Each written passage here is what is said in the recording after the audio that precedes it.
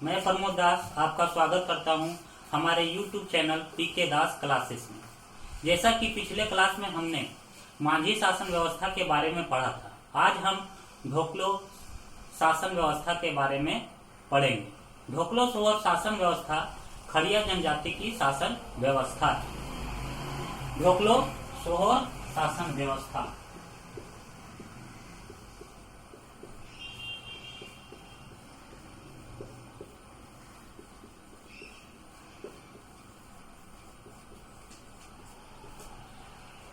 ढोकलो सोहर शासन व्यवस्था खड़िया जनजाति की शासन व्यवस्था है। खड़िया जनजाति मुंडा जनजाति की एक उप शाखा है, इसीलिए इसकी शासन व्यवस्था मुंडा जनजातियों की शासन व्यवस्था से मिलती जुलती है।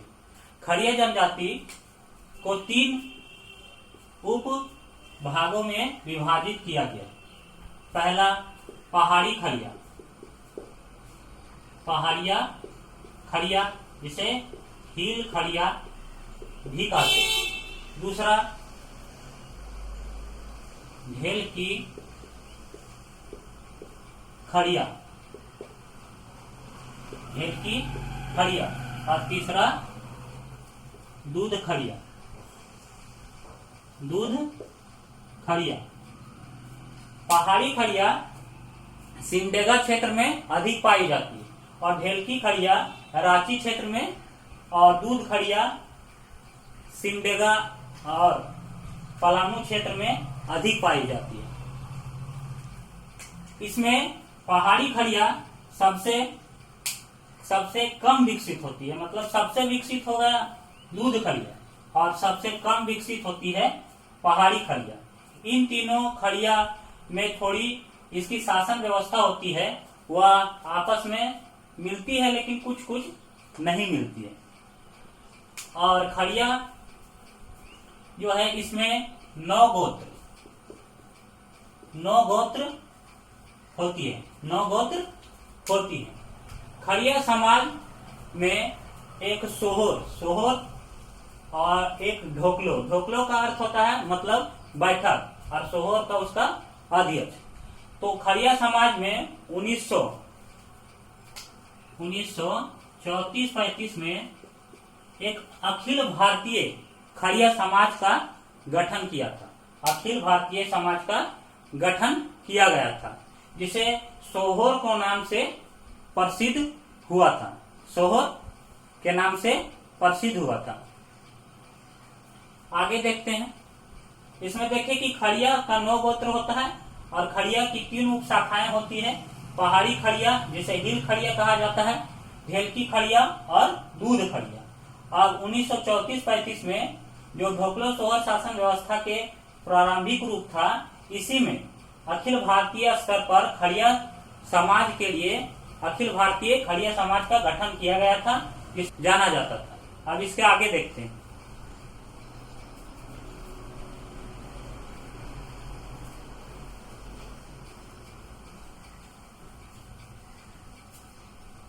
इसमें सबसे पहले हम देखते हैं महतो के बारे में। महतो किसे कहा जाता है? तो ढोकलो सोहर शासन व्यवस्था में महतो उस व्यक्ति को कहा जाता है, उन व्यक्तियों को कहा जाता है जो पहले गांव का निर्माण किया था। खड़िया गांव का जो निर्माण किया था, गांव का निर्माण किया था, उसी को क्या कहा जाता था? महतो कहा जाता है। महतो यह मुख्य व्यक्ति होता है गांव का, और इसका पद होता है वो वंशानुगत होता है, लेकिन इसको खड़िया समाज के लोग मिलकर हटा भी सकते हैं। फिर दूसरा एक टर्म आता है करटाहा। करटाहा किसे कहा जाता है? तो अंतर ग्रामीण पंचायत यानी 20-25 गांव मिलके 20-25 गांव मिलके जितना भी वहां के लोग होते हैं, अंतर ग्रामीण पंचायत में लोग होते हैं, और जो पंचायत का बोले सबसे जानकार व्यक्ति होता है, उसे करटाहा कहा जाता है। इसी को करटाहा चुना जाता है। किसे? जो गांव का पंचायत का सबसे जो जानकार व्यक्ति होता है उसी को करटाहा चुना जाता है। और यह प्रत्येक गांव में होते हैं, प्रत्येक गांव का अलग अलग करटाहा होता है। करटाहा का कार्य क्या होता है? तो करटाहा होता है वह प्रत्येक गांव का जो विधि व्यवस्था होता है उसको बनाए रखता है। गांव का जितना भी सुचारू रूप से शासन व्यवस्था है चलाने का यह कार्य करता है। तो पहला काम करता है कि विधि व्यवस्था बनाए रखता है, विधि व्यवस्था बनाए रखता है। दूसरा काम हो गया कि यह जो सोहोर होता है, सोहोर संपूर्ण खड़िया समाज का जो राजा होता है उसे सोहोर कहा जाता है। इसके बारे में आगे डिस्कस करेंगे। सोहोर को जो सोहोर का गांव के बारे में ये बताता है, बारे में बताने का कार्य कौन करता है? करटाहा करता है। किसको? गांव के बारे में बताता है कि वहां की व्यवस्था क्या है। ये सब सारी रिपोर्ट या इसे सोहोर को प्रदान करता है करटाहा। यह अवगत कराता है, मतलब गांव में क्या तकलीफ है या क्या इसमें जो भी कुछ गलत या सही हो रहा है उसके बारे में अवगत कराता है सोहोर को करटाहा। करटाहा जो गांव से बहिष्कृत हो गए हैं व्यक्ति, बहिष्कृत जो हो गए हैं, बहिष्कृत हो गए मतलब जिसे निष्कासित कर दिया गया है गांव से, कुछ कारणों से जिस व्यक्ति को बाहर कर दिया है गांव से, उसे फिर पुनः वापस लाने के लिए करटाहा ही उसे भात भितार जिसे कहा जाता है, मतलब पुनः प्रवेश करता है तो भात भितार कराया जाता है। तो उसके थ्रू उसको प्रवेश कराने का कार्य भी कौन करता है? करटाहा ही करता है, करटाहा ही करता है। इसके बाद अगला टर्म देखते हैं।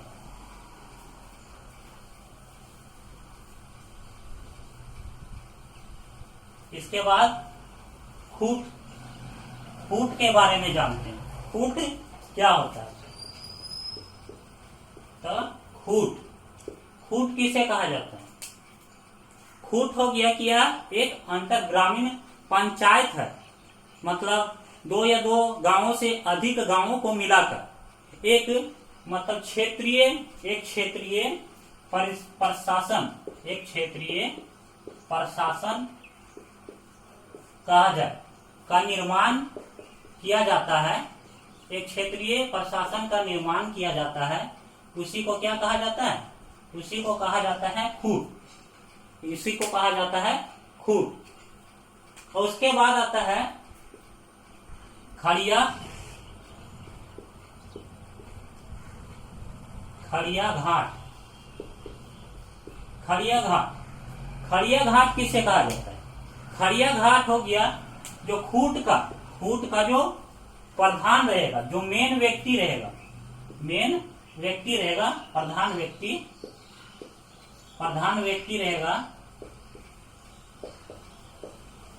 व्यक्ति रहेगा किसका? प्रधान व्यक्ति रहता है खूट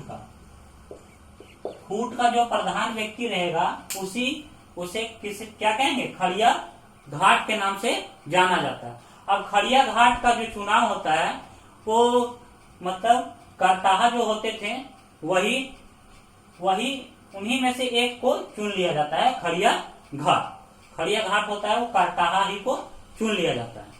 उसके बाद आगे देखते हैं। उसके बाद होता है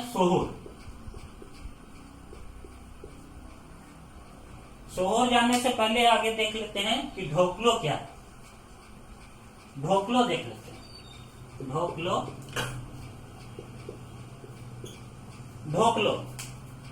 मतलब यह खड़िया समाज का जो बैठक होता है प्रत्येक वर्ष, उसी क्या कहा जाता है? उसे कहा जाता है ढोकलो। यहाँ हम देखे थे कि ढोकलो का अर्थ होता था बैठक और सोहोर का अर्थ होता था अध्यक्ष। सोहोर का अध्यक्ष। अब देखिए ढोकलो मतलब हो गया कि जो संपूर्ण खड़िया समाज का जो बैठक होता है उसे क्या कहा जाता है? बैठक को ही कहा जाता है। क्या? बैठक को ही कहा जाता है ढोकलो। और यह प्रत्येक वर्ष होता है। प्रत्येक वर्ष होता है, प्रत्येक वर्ष होता है।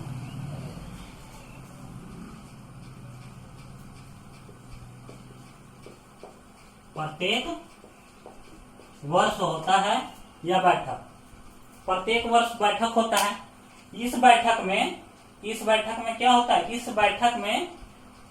इस बैठक का जो होता है सारा जो व्यवस्था होता है, यह व्यवस्था होता है वो करटाहा ही उसका व्यवस्था करता है, करटाहा। और इसमें सभी व्यक्ति भाग लेते हैं, जैसे महतो, पाहन और ढोकलो, मतलब ढोकलो का जो अध्यक्ष होता है सोहोर और करटाहा, ये भाग लेते हैं। लेकिन इसका जो व्यवस्था है वह व्यवस्था को बनाने का कार्य कौन करता है, तो यह व्यवस्था को बनाने का काम करटाहा करता है। चलिए इसके आगे देखते हैं।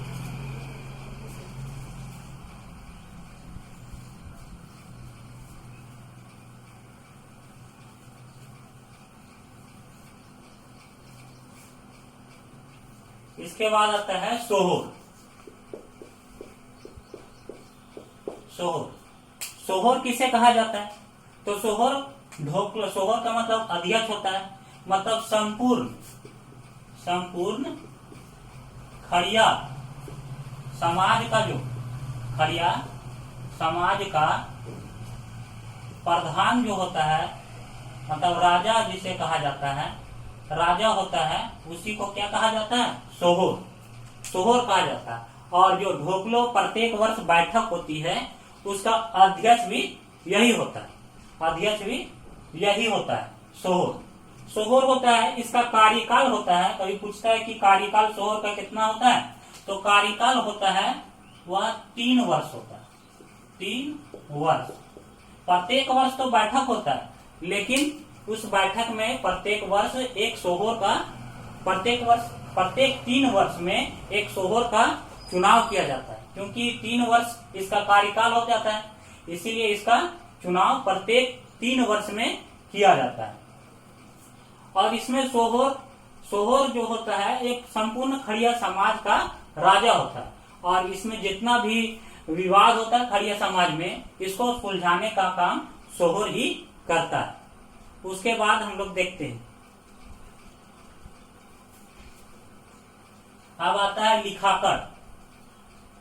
लिखाकड़ किसे कहा जाता है, लिखाकड़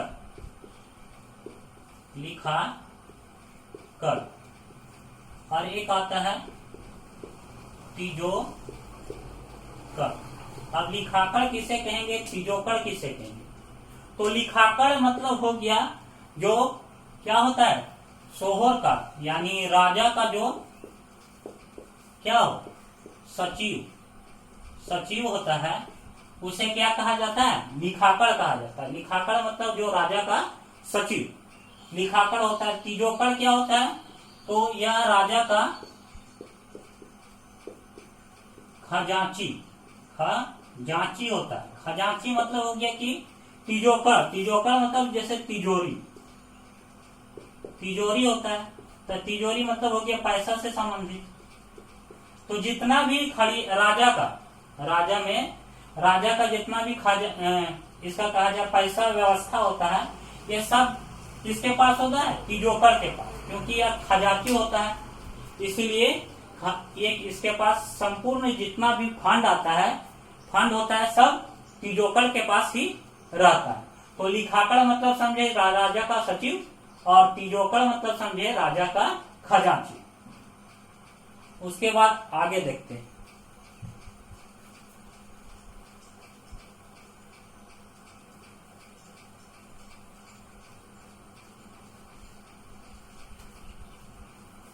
एक होता है देवान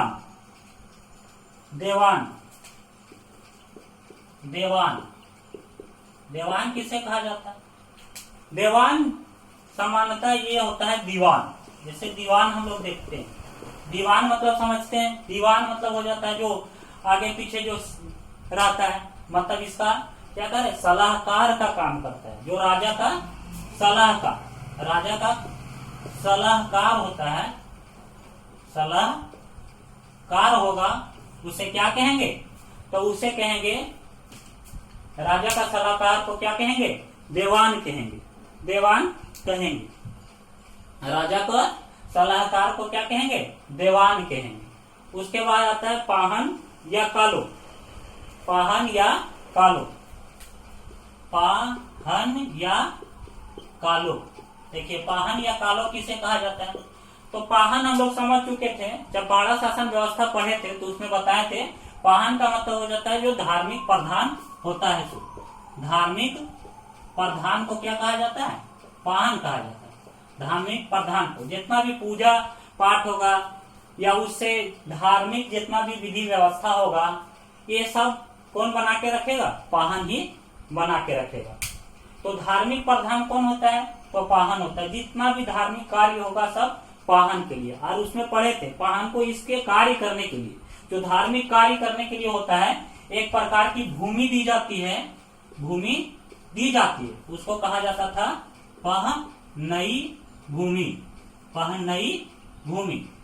पहनई भूमि किसे कहेंगे? तो भूमि, वह भूमि जो पाहन को किसी धार्मिक कार्य करने के लिए दिया जाता है और लगान मुक्त होती है, उसे क्या कहा जाता है? उसे कहा जाता है पहनई भूमि। इसके बाद होता है कि इसमें होता है कि संपूर्ण जो खड़िया समाज का बैठक होता है उसको ढोकलो कहते थे। और ढोकलो में जब बैठक प्रत्येक साल होगा तो उसमें क्या होगा? उसमें राजा, पाहन और क्या महतो, ये सब की मतलब उपस्थिति होनी चाहिए। लेकिन महतो की उपस्थिति अनिवार्य, महतो की अनुपस्थिति अनिवार्य होनी चाहिए। तो इस प्रकार हमने ढोकलो सोहर शासन व्यवस्था को पढ़ा। अब इससे किस प्रकार एक बार समझ लेते हैं, इस प्रकार से क्वेश्चन पूछा जाता है।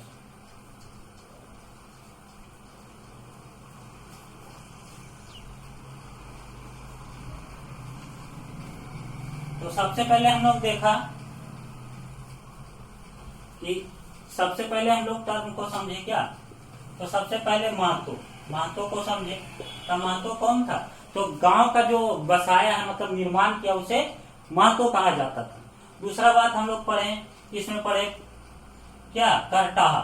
करटाहा, करटाहा कौन था? जो जितना भी विधि व्यवस्था संचालन का कार्य यही कराता था। और राजा को, जो खड़िया समाज का राजा होता था, उसको अवगत कराने का गांव की समस्याओं से कौन करता था? करटाहा ही करता था। करटाहा जैसे कोई बहिष्कृत कर हो गया गांव से, उसको वापस लाना है तो उसके लिए भात वितार कराया जाता है, तो वह भी कौन कराएगा? तो करटाहा ही कराएगा। मतलब सभी तरह से यह प्रमुख होता है, मतलब कार्य को करने में। उसके बाद हम लोगों ने क्या पढ़ा? उसके बाद पढ़ा हम लोगों ने कि खूंट किसे कहा जाता था। तो खूंट मतलब अंतर ग्रामीण पंचायत था, एक प्रकार का क्षेत्रीय प्रशासन तंत्र था, जो दो या अधिक गांवों को, जो मतलब गोत्रीय, अगर गोत्र के सभी गोत्र, जैसे गोत्र होता था, इसमें कितना गोत्र थे? तो इसमें थे 9 गोत्र। 9 गोत्र था, तो 9 गोत्रों के सभी जितना गोत्रीय वाला गांव होता था उसको सब मिलाकर उससे बनाया जाता था, उसी को खूंट कहा जाता। अब खूंट का जो राजा होता था उसको खड़िया घाट कहा जाता था। क्या कहा जाता था? खड़िया घाट। उसके बाद हम लोग पढ़े कि उसके बाद हम लोग पढ़े क्या? एक पढ़े ढोकलो, ढोकलो पढ़े, और एक पढ़े सोहर। तो सोहर, ढोकलो क्या था? ढोकलो प्रत्येक वर्ष होता था बैठक, उसी को ढोकलो कहा जाता था, संपूर्ण खड़िया समाज का। और सोहर था जो उसका अध्यक्ष होता था, जिसका चुनाव प्रत्येक 3 वर्ष में होता था, मतलब इसका कार्यकाल 3 वर्ष का होता था, उसे कहा जाता था सोहर। उसके बाद हम लोगों ने पढ़ा क्या? उसके बाद पढ़े एक देवान पढ़े, लिखाकड़ पढ़े, लिखाकड़ पढ़े, और तीजोकड़ पढ़े। और क्या पढ़े? तीजोकड़ पढ़े, तीजोकड़, तीजोकड़ पढ़े। तो देवान क्या था? देवान मतलब हो गया सलाहकार था। और लिखाकड़ क्या था? लिखाकड़ सचिव था राजा का। और राजा का जो मतलब जो उसका होता था क्या, मतलब पैसा, ये सब का लेखा जोखा या कहें उसका विवरण जो तैयार करता था, तो उसको क्या कहा जाता था? तीजोकड़ कहा जाता था। तो इस प्रकार हम लोग ये सभी को जाने। अब इससे संबंधित क्वेश्चन देख लेते हैं कैसे पूछते हैं। क्वेश्चन कैसे पूछता है, तो सबसे क्वेश्चन पहला पूछेगा कि ढोकलो सोहर शासन व्यवस्था किसकी शासन व्यवस्था है, तो खड़िया की शासन व्यवस्था है। अब कहेगा खड़िया को कितने मतलब उप शाखाओं में विभाजित किया गया है, तो 3, एक पहाड़ी खड़िया, ढेलकी खड़िया और दूध खड़िया। सबसे कम विकसित था पहाड़ी खड़िया और सबसे अधिक विकसित कौन था, ढेलकी खड़िया। उसके बाद क्वेश्चन पूछता है कि खड़िया समाज में कितने गोत्र होते, तो 9 गोत्र होते हैं, इसमें 9 गोत्र होते हैं। और खड़िया समाज में जैसे कहेगा अखिल भारतीय खड़िया समाज महासभा का गठन, जो जिसे क्या कहा जाता, ढोकलो कहा जाता था, इसका गठन कब किया गया था, तो 1934-35 में किया गया था। उसके बाद हम लोगों ने देखा कि इसमें मुख्य व्यक्ति कौन कौन होते थे, तो इसमें था, पहला क्वेश्चन पूछ सकता है कि खड़िया समाज में जो गांवों का निर्माण किया या बसाया है उसे क्या कहते हैं, तो उसे महतो कहा जाता था। और गांव में संचालन व्यवस्था को बनाए रखने के लिए कौन कार्य करता है, करटाहा करता है। गांव की समस्याओं को राजा से अवगत कराने का कार्य कौन करता है, तो राजा से अवगत कराने का कार्य करता है करटाहा ही करता है। उसके बाद पढ़े कि धार्मिक कार्यों का मतलब मेन कौन होता है, तो पाहन होता है। उसके बाद क्वेश्चन पूछ सकता है कि राजा का सचिव के रूप में कौन काम करता था, तो लिखाकार। और राजा का देवान क्या था, राजा देवान था, वो सलाहकार के रूप में कार्य करता था। इस प्रकार और आगे देखा हम लोगों ने कि कालो या धार्मिक प्रधान था पाहन, कालो या पाहन के नाम से जाना जाता था। खड़िया समाज की बैठक होती थी प्रत्येक कितने साल में, 1 साल में होती थी, लेकिन वहां सोहर का चुनाव होता था, वह प्रत्येक 3 वर्ष में होता था, क्योंकि एक सोहर का जो राजा है उसका कार्यकाल कितना, 3 वर्षों का होता है, इसीलिए। इस प्रकार हम लोगों ने खड़िया का जो शासन व्यवस्था है, ढोकलो सोहर शासन व्यवस्था को देखा, उससे किस प्रकार संबंधित क्वेश्चन पूछा जाता था वो भी देख लिए। और अगला जो है बच गया अन्य शासन व्यवस्थाएं हैं, वो सबको अगले क्लास में देखने का काम करेंगे। तो आशा करते हैं आप लोगों को जो ढोकलो शासन व्यवस्था है अच्छी तरह से समझ में आया होगा। अगर आपको अच्छा लगा तो इसके लिए हमारे YouTube चैनल को लाइक करें, सब्सक्राइब और इसे शेयर भी करें। धन्यवाद।